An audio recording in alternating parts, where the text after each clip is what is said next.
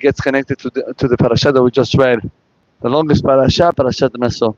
Listen to this. One of the topics of Parashat Naso was the topic of the Sotah, right? And the Sotah, famous Gemara, Lama Nisbecha Parashat Sotah Parashat Nazir, right? To teach us that a person who saw the whole process of the Sotah, Yazir Atzmo Min Yayin. Very good. Rabotai, the Sotah, the husband was bringing his wife to be tested from the special water. And there was a korban that they needed to bring.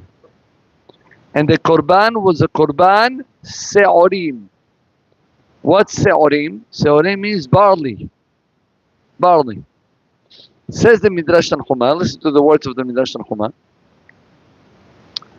It says, why the Sotah was bringing korban se'orim?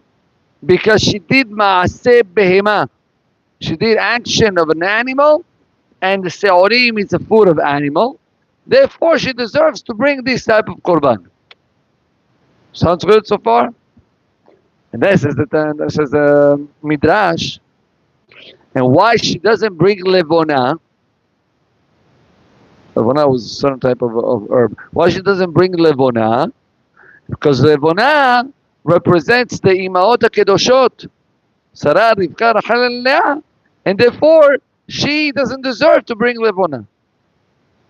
Ad kan the Midrash. And now I want to ask you a simple question. You just told me a minute ago that she's an animal. Now you want to compare it to Imotenu, Sara, Rivka, Rachel, and Leah? Well, you have to explain to me, she doesn't bring levona because, hello, she's an animal. That's enough for me. Why the Midrash has to continue? Rabotai, there is such a powerful message behind this. And it's unbelievable. A Midrash can bring me one extra sentence with such a deep idea.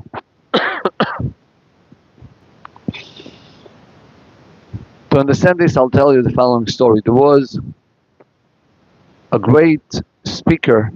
His name was Rav Shalom Shvadron. Rabbi Shalom Shvadron was a very well-known speaker in Yerushalayim, in Eretz Israel. And one day, I think he was in Bnei Brak, at the house of the Rosh Yeshivat Slobodka, and the Rosh Yeshivat Slobodka calls him up and he says to him, open up the window, please. So the rabbi opens up the window, and the Rosh Yeshiva tells the rabbi, what do you see out there? Right? You see in front of you a cemetery? So Rav Shalom Shvadron, look, cemetery? That's the middle of the city. Cemetery, I see live, everybody going back and forth. The rabbi says, you don't see a cemetery over here? So no, I don't see any cemetery. And the rabbi tells him, you don't understand. All of these people that you see walking back and forth are going to take you an example. This fellow that you see sitting down and doing nothing right now, the Yetzer Hara knew that he has such a potential to become Rosh Yeshiva, but he put him in his mind, listen, you can be better in business, or you can be better in this, you can be better in that. So you see this guy, he might be alive, but his Rosh Yeshiva's potential is dead. You see this other guy, he was able to become the Mashgiach, or he was able to become a Gadol Ador, Talmid Chacham. And what? He's wasting his time, the other guy. His potential of being Talmid Chacham is dead. So you see out there is tons of people that are actually dead people.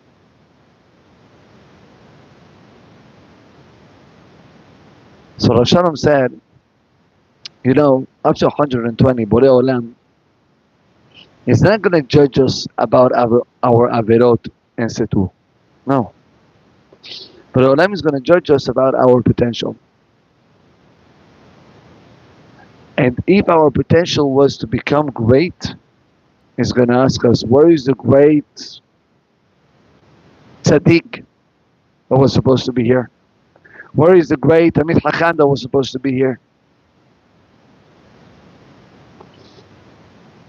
So when I heard this story, I had a question. So you want to tell me that all the people that are not Talmidei Chachamim, they're gonna be judged, Chaz v'Shalom, for bad? How many people are not Talmidei Chachamim? Tons of people, right? Even to be very good, even to be a good Jew, it's hard. The answer is like this, and I think that we can all say the same thing. And I'm not talking to you; I'm talking to myself. We can all be sincere with ourselves and to ask, am I doing what I'm able to do? That's the question.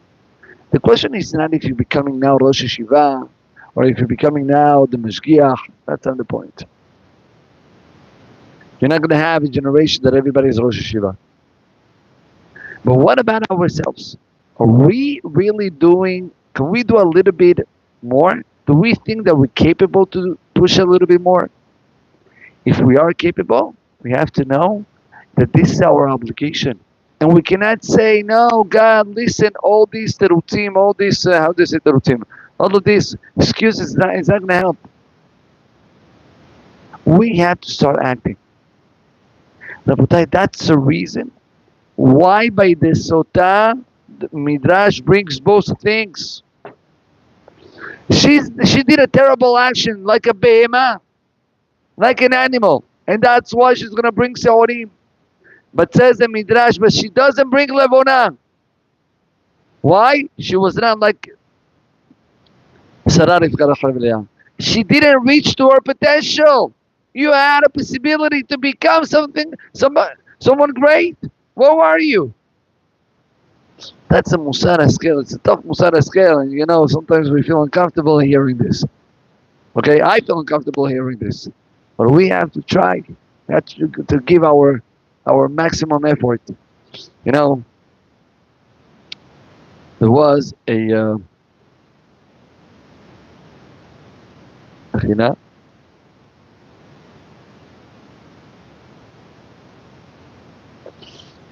there was once the Rosh Yeshiva of Ponovich, the first Rabbi of Ponovich.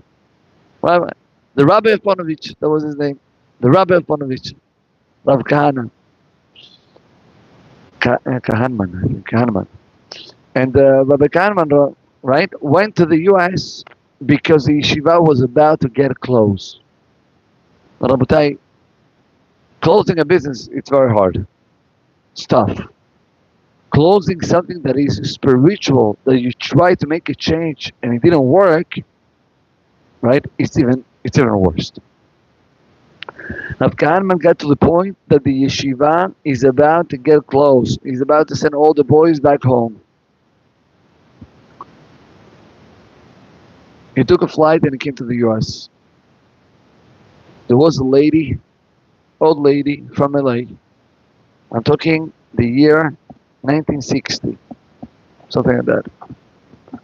This old lady says to the rabbi, Rabbi, I think that what you're doing is unbelievable. I understand your struggle. I want to give you a donation. Please come this day. I'll give you the donation. The rabbi comes, and the lady is writing down not less than $250,000. Now, back in those days, $250,000, okay, was a lot of money. Now we'll arrange the situation of the yeshiva, and even, for a couple of more years. So the Rosh Yeshiva takes a check, and he says, "Thank you very much." And then the lady puts her hand to shake the hand of the rabbi. Now the rabbi had already experience in the past with these type of situations. So he was always saying like this, very polite. He was waving, and then he was saying, when it comes to Torah, we don't say goodbye. And that was yani, a nice way to leave the situation. So in this case, the rabbi did the same thing. So the lady says, so my money yes and my hand no?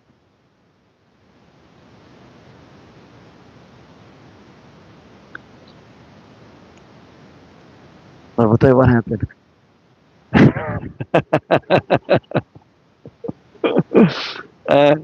Hugs and kisses. The rabbi took the check, he put it back to the table. And he says, thank you, I'm not interested. He said, I'm not interested. I said, all right. So now, I want to stop the story over here one second. Imagine the rabbi was coming with all these people in. Listen, maybe if I don't shake it with my, I take a napkin. And I shake her hand with the napkin, there is hatzitza. And if I do a b'shinui, I put the hand like this, the other way around, so even more, double the rabbanan, b'makom mitzvah, saving the yeshiva. Fantastic. Huh? Yeah. But imagine all this was happening, but at the second that the rabbi was shaking the hand, picture at that second. Holby, what an embarrassment. Rosh Yeshivat Ponovich shaking the hand of a lady. Rabotai, we don't need pictures because all our actions are being filmed and recorded. He says, I have a chance right now to show what's more important in my life. Either the money that I actually need, enough for me, L'Shem Shamayim, or the real Kavod Shamayim. The rabbi didn't accept it. And guess what? Today, Yeshivat Ponovich is one of the greatest yeshivot in the world. One of the greatest. What happened with that problem? Borei Olam has his ways. And he managed it, and Borei Olam, took the problem out. We all have challenges, and we have potentials. You choose if to go with the potential, to go the extra step, or to accommodate yourself. That's the message of this parasha. Parashat Naso is teaching us, don't accommodate yourself. Don't try to manage the halakha according to your comfortable situation. Go the extra step, and you will see that you will reach to levels that you never even were able to dream about it. Baruch Adonai Le'olam, Amen ve'amen. Rabbi Hananiah ben Akasha אומר, רצה הקדוש ברוך הוא